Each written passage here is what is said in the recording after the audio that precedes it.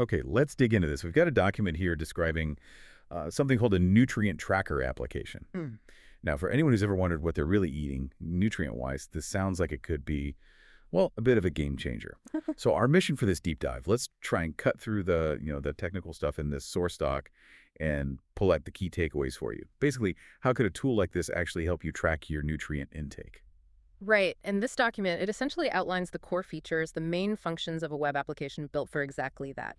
It's about helping users monitor their daily nutrients and I think crucially getting personalized advice based on, their own data. Ah, okay. So it's not just a food log then. It's supposed to give you actionable feedback.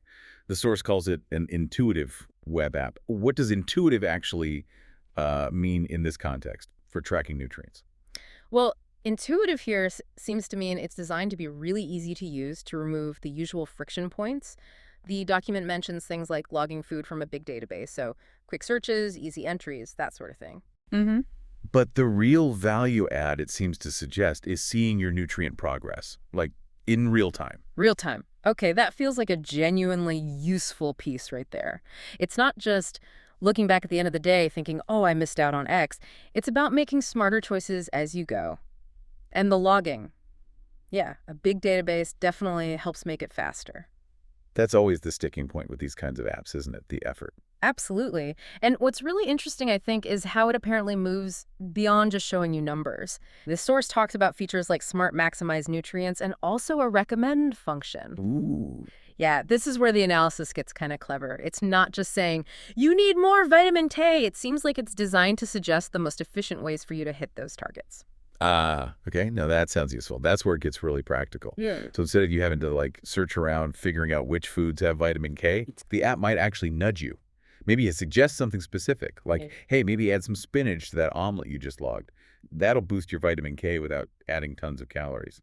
Something like that. Precisely. It shifts it from just passive tracking to active guidance, almost like a little dietary co-pilot. And the document touches on user experience stuff too. Seamless login options, setting your own unit preferences, maybe a guided tutorial to get started. Right, making it easy to actually use. Yeah, it suggests they really aim to make it accessible for different people, adaptable. Plus, it mentions reliable data handling, which is key. You need to be able to trust the information you're getting back. Okay, so boiling it down, what does this mean for you, the listener? Based on this document, we're looking at a tool that seems engineered to, well, simplify understanding what you eat. It sounds like it's built for ease of use, sure, but also with these smart features that don't just track, but actively guide you towards, better nutritional balance. And critically, it's all based on your specific intake. Which really leads to a fascinating thought, doesn't it? If tools like this make it so much easier to see everything you're consuming day in, day out, what subtle nutrient gap, maybe something you've never even considered, might you suddenly realize you've been overlooking all this time?